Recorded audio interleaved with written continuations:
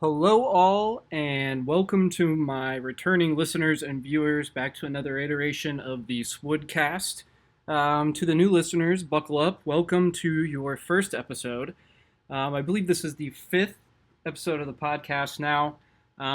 It's become alarmingly evident to me early in this process that this has maybe reached more people than I initially expected. Nothing crazy, maybe a few dozen views on some of the first few episodes here. So instead of coming completely unprepared and just kind of rambling, I figured it'd maybe be worthwhile to myself, to the podcast, and to the listener slash viewer. Might be worthwhile coming with some notes or maybe some clearer talking points.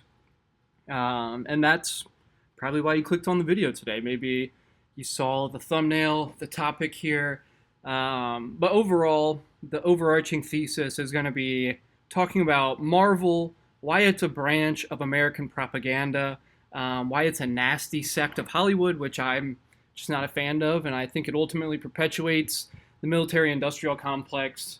And yeah, it's probably a branch or some kind of arm of intelligence propaganda. And getting into it, I mean, hot topic, new Spider-Man's out.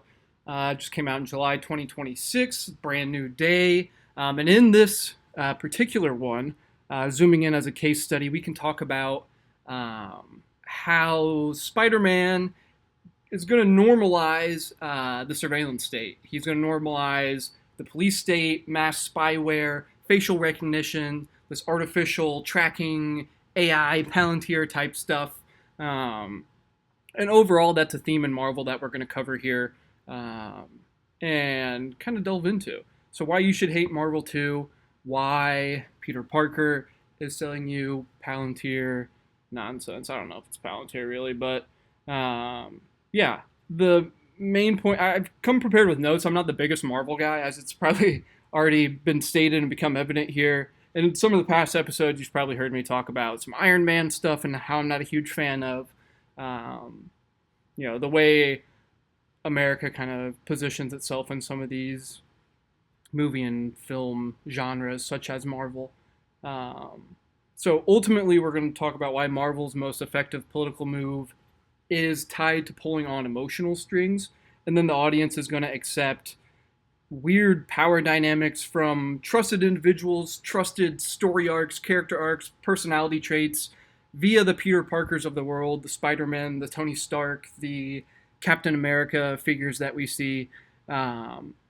We accept them having this overarching, unwielding power that we, would normally be untrustworthy of a larger establishment or branch of government having such oversight. And then ultimately, we kind of see how Marvel and Hollywood positions, well, if a good character, if one good actor, no pun intended, but if a good individual, good so to speak, gets in this position and can wield the power, then they can kind of overturn and outweigh the badness of the system as a whole. And that's kind of, America with our voting, if we can vote the right person in, maybe they can, drain the swamp. We've heard phrases like that. And obviously here we are in 2026 starting new wars in different countries in the Middle East, all to the same beat. So getting into, and again, I kind of touched on it. I prepared some notes. I'm not a huge Marvel guy, so I'm going to be maybe reading a little more in this one or referring to some of my speaker notes. That way I can at least drive home some Marvel points a little clearer, because I'm, again, cannot stress this enough, not a huge fan of the series. I don't sit down and watch a lot of this stuff, but been reading some forums, watching some clips online, and I've mentioned in a past episode recently watched the Iron Man, the first one with my girlfriend, and a few minutes into it, I was like, whoa, this is not really how I remember it going down as a child. And I didn't really like them too much as a kid. This kind of started in 2014, 2015-ish. I forget whatever big Marvel movie came out then. I just kind of didn't like it, and then also kind of had this idea of like, I feel like they're really trying to paint the world as like a good guy, bad guy type thing, and they want America to be the good guy. But yeah, Marvel ultimately is making systems of power feel like a question of character, a question of the content of the character in power, not maybe the underlying subtext of the whole system being corrupt. Um, so government agencies are going to possess things that movies want, especially Marvel. We're going to talk about access to equipment, expertise, authenticity, the aura of being attached to said, wings or branches of government oversight, as well as saving money. We know that these are big investments by Hollywood, by production agencies, movie groups, film budget, whatever you want to call it, and they might, want to cut financial corners when they can, so to speak, or take these small risks. That's why you kind of see modern critiques of every big movie is either a remake of something that was popular prior, or they're just throwing, the most popular, well-known acting cast into these movies, so people go sit and watch, and it's like, oh yeah, well they don't want to take these big risks. Well, same thing here with the access to all sorts of expertise, locations, hardware, credibility, and then the exchange can be selective. We'll talk about some historical context where this is actually happening. So this is kind of a broad stroke, vague, oh, well, Marvel and Hollywood works with the Pentagon and CIA in exchange for stuff, blah, blah, blah. Sure, that's happening, and we can get into, again, historical context where maybe that's a little more hard or precise in actually what's going on. But then, as mentioned, these institutions in general, in the movies at least, that are corrupt, are then replaced with our beloved heroes of Marvel. So Marvel is going to not be the system itself, but it's going to be giving a face and a personality trait and a relatable story arc, a redeemable quality via the Tony, the Peter Parkers, I believe Steve is the Captain America guy. It's going to be giving a face to these systems to go, oh, okay, well, there are these people within the systems that can act well. What's the result of all these collaborations in the plot, out of the plot, benefiting financially, benefiting with maybe social reputation and how you're painted in the zeitgeist? How many Navy SEAL movies have you seen? How many special ops movies have you seen? Same type of stuff here as far as intelligence, American nationalism, capitalism, just the West versus East kind of mantra. The audience is going to be asking, in the end, who should hold the power? Maybe not so much the enforceable limits of oversight and power and the dynamics of the power that we're talking about. And again, this is all sounds maybe kind of vague and maybe just general or loosely connected, but we will talk about some examples in history where Hollywood and the Pentagon or intelligence is collaborating, and then we can kind of show how that maybe unravels in the plot itself in some of these Marvel movies. So here's some of our context as far as history is going along. We're going to be mapping this pretty clearly since post-World War II era. So the OSS, I believe that's Strategic Services, the operation of Strategic Services or Special Services. They're recruiting writers, directors, media, talent. This is all, been declassified. Operation Mockingbird. CIA is planning writers and agents in different media groups to drive home different things, whether it's to justify war, whether it's to that, it could be, again, just to control narratives, essentially. This has all been declassified, and it's, again, all starting post-World War II. Another thing to consider, there's a few local radio stations, maybe you get 3 or 4 channels on TV. To consume media, to consume, like I was kind of talking about, the cultural zeitgeist, what people are talking about, what's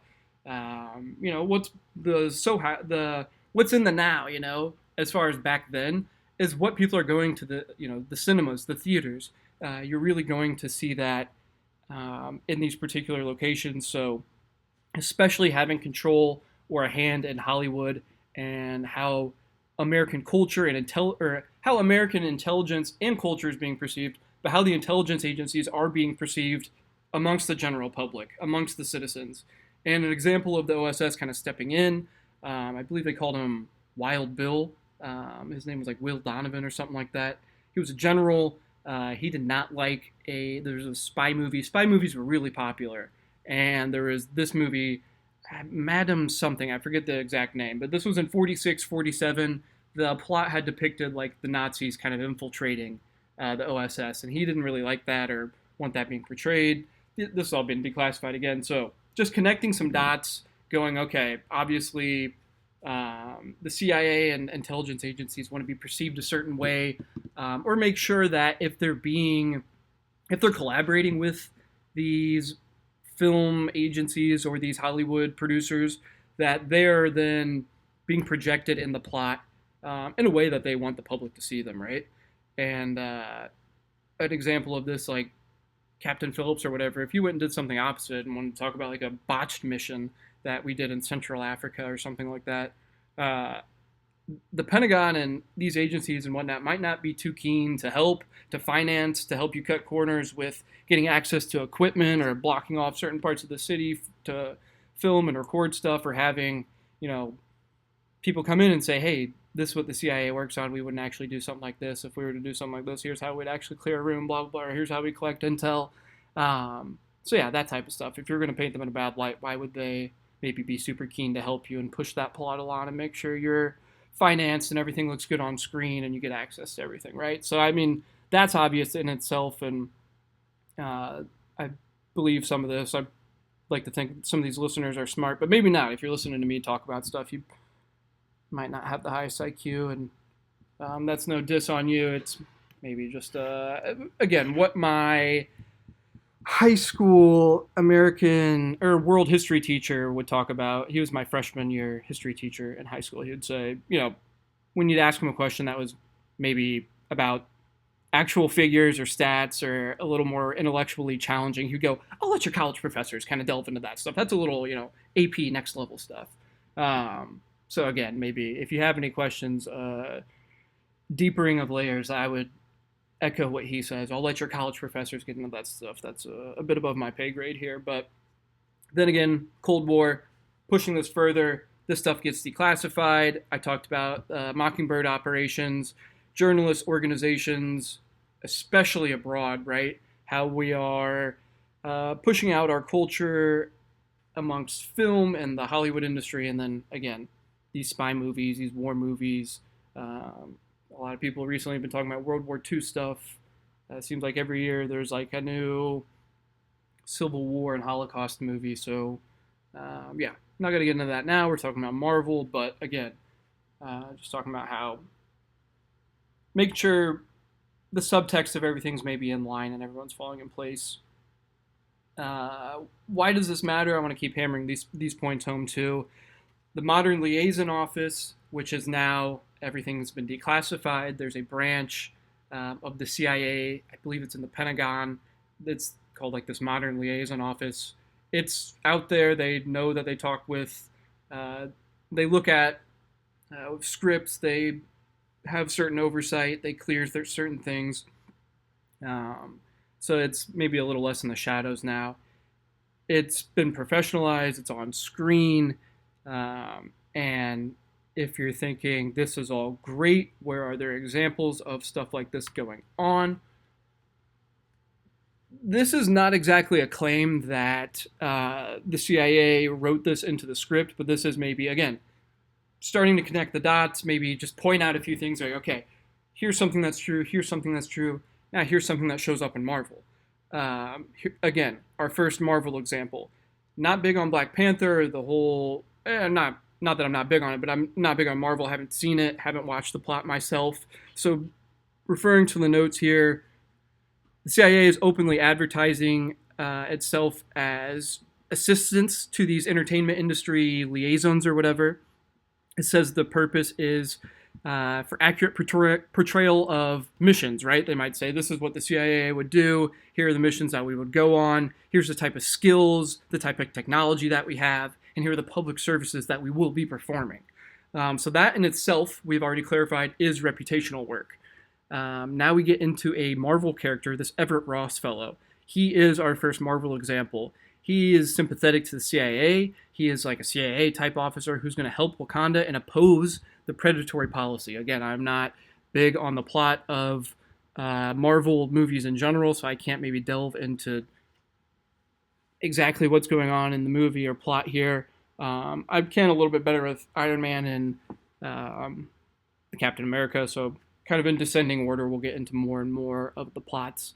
But here is not maybe, again, not a claim that the CIA ordered that this character was directly written into the script or into the plot of the movie, but we are showing how these guys work together. They work together for reputation, to save money, to put stuff into our general zeitgeist, into foreign kind of cultural, how we're perceived. Here is now a character acting on behalf of this branch of government. It's starting to show the good inside actor formula, right? It's starting to show how one individual can wield his power to overcome the corruption of policies, agencies, and it's going to normalize things like I talked about in Spider-Man, the security state. It's going to normalize maybe things in Iron Man, like we'll talk about war in the Middle East and defense budgets and military technology, and then obviously with Captain America, nationalism, the maybe not nationalism so much as the patriotic feeling of being an American, et cetera, et cetera. The whole Captain America movie is incredibly ironic, as well as Iron Man. But again, this is the formula: the good insider actor acting on behalf of the corrupt power system. So, starting to show the formula of how it's unraveling in Marvel plots, maybe in the subtext, maybe not the main character as much. And you're going, well, who even is this guy? You didn't even care enough to watch the movie and really delve into how he mattered to the plot as much. Clearly, he's just a side character or whatever. Sure. We'll get into some of the other stuff. Production requests, they're going to want access to aircraft, ships, personnel, certain advice. DoD is reviewing the relevant scripts, and they're going to decide whether or not it supports or serves the general interests of everybody involved, right? So we know that these people involved, blah, blah, blah. And yeah, I've kind of driven this home, I feel like, but a studio wants the realism on screen. They want that in production value. If they can save or kind of have that alliance or whatever, financial benefactor, the on-screen benefactor, they benefit in multiple ways from that, obviously. Department of Defense is reviewing the scripts, especially the sections connecting to how it's supporting or assigning the military project officer, so that's the individual maybe reviewing said things. And then, yeah, we have examples of if production changes or they don't like the way that military is being supported in the material, then the assistance in general might end, where the OSS was kind of threatening stuff there. The overall thesis connection: the studio retains legal authorship, but the government controls access. Again, I feel like we drove that home.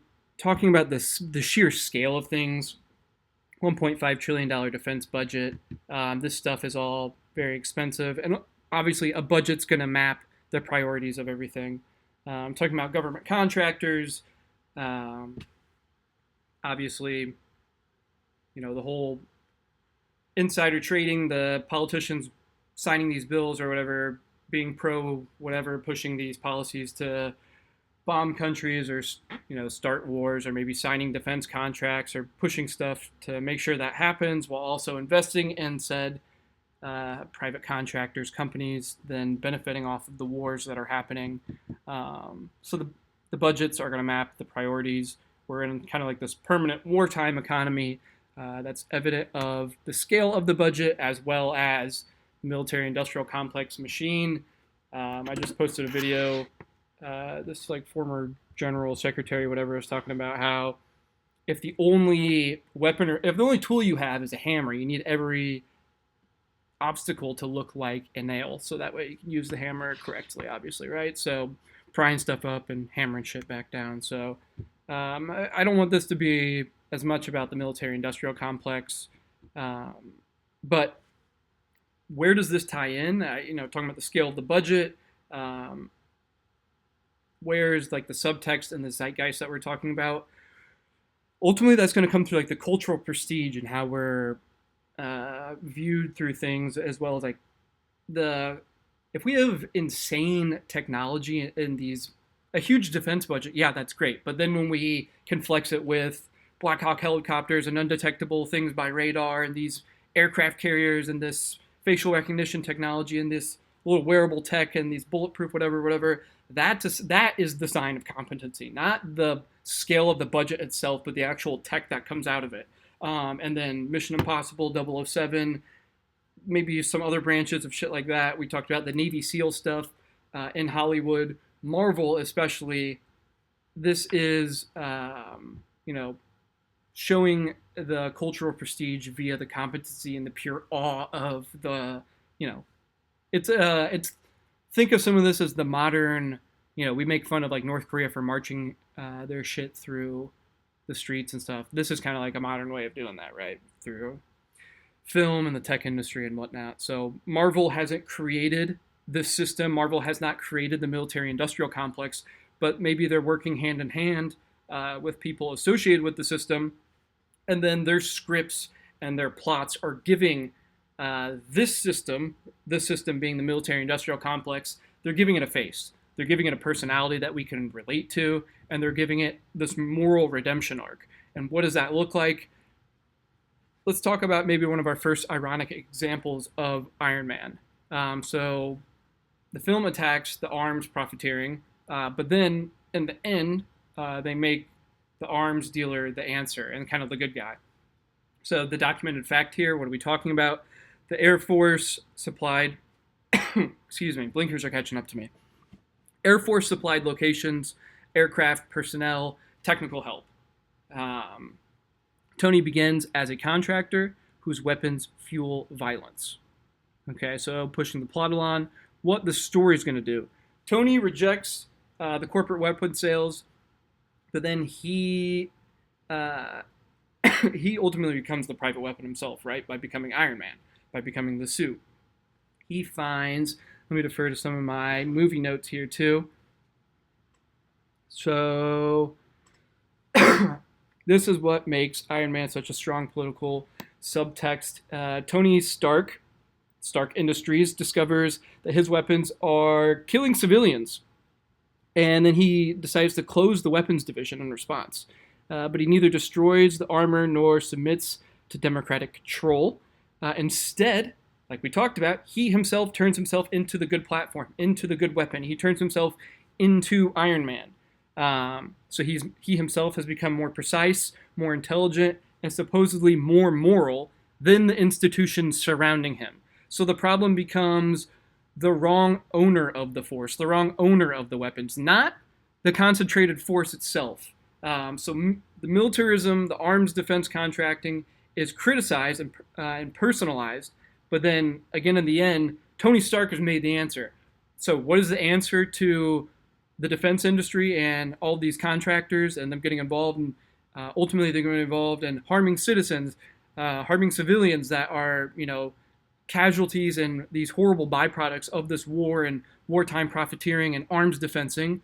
Well, get better at that, right? Get a better, smarter, more precise, more technical, richer Tony Stark to do it himself. So it's still, the redeeming quality is what? It's more capitalism. It's the individual within the capitalistic system overcoming. So yes, obviously that is the great thing about America, but it's still, it might seem like it's criticizing the system, and I'm not saying that I'm a socialist by any means, but again, pointing out how the film might try to seem like it's painting on the surface level, being critical of these systems in the general whatever, but then in the end, the answer is just more of the same thing. It's more weapons, it's more technology, it's more advanced weapon systems. So yeah, Iron Man does not dismantle the military-industrial complex. He privatizes it to himself, and then he purifies it. Again, a good example, 2016, Donald Trump elections, whatnot, draining the swamp, getting a privatized individual in here to purify a corrupt system. Again, not saying that these two are working together, but we can see how these themes are repeatable throughout our culture, throughout our policy in the Middle East, our geopolitical strategies, as well as what's happening here on our own soil, what's kind of happening in the political text of our own elections, kind of how we paint politicians in certain lights, and then ultimately try to assign redeemable qualities to them, or Trump's closer to the working man than any of the other whatever. So there was a lot of that stuff being talked about, right? Or again, talking about my freshman year history teacher again, Bill Clinton from a trailer park or whatever, right? It's like these individuals that the common man feels like he can relate to much more than trying to relate to the system that might have this overwhelming control over me to the point where I feel like I have no agency. So Afghanistan is going to become the place where America Power proves that it can be good. The film is set during the U.S. war in Afghanistan itself. Stark industry, the weapons reach the militants, U.S. soldiers are allies, and then the civilians ultimately in the movie are depicted mainly as victims, rightfully so. So what the story is doing, political history collapses into this kind of rescue story where there's visible terrorists, there's helpless villagers, and then there's one technologically superior American intervener that saves the day, right? Good guy, bad guy. Good guy has to get involved, so good guy can win, and at the end of the day, everybody is saved. So the viewers experience the war through Tony Stark's redemption arc. We do not experience it through the perspective of the military-industrial complex machine so much. It's individualized and personalized on the point where we also go, there's side stories of love arcs and whatever, and the whole redemption thing in itself as well, right? And then Afghan agency, occupation, alliances, and then the arms flow that kind of stay in the subtext of the whole spectacle. Why this matters: foreign world supplies danger and suffering, and kind of like this over there, other people, different way of living, different culture, different religion, different God, different language, different dress, everything. And then the American hero, again, technologically superior, has to intervene. Otherwise, if we don't get our supplies and all this stuff over there, then there's no resolution. And the hero supplies that meaning, obviously, as we talked about through the individual story arc. And then we have Captain America, I think is hilariously ironic. Like Marvel, kind of the way this starts out is trying to paint itself as we're exposing propaganda, right? And nationalism and this patriotic movement. But then it gives propaganda a face. It gives this American national patriotic movement a soul, an individual, redeemable story arc within this whole thing. So Steve, this Captain America figure, this individual, is manufactured as a Bond-selling mascot, right? So the film deliberately stages nationalism as this costume, and it choreographs him as, entertainment, and he's laughed at by the troops. He's laughed at while they're like marching him around on stage and whatnot in the beginning. And again, some of the subtext here: technological intervention, American super troop getting all, yeah. Again, that's obviously a little bit less in the layer, but talking about the American good guy persona here and tying it all together.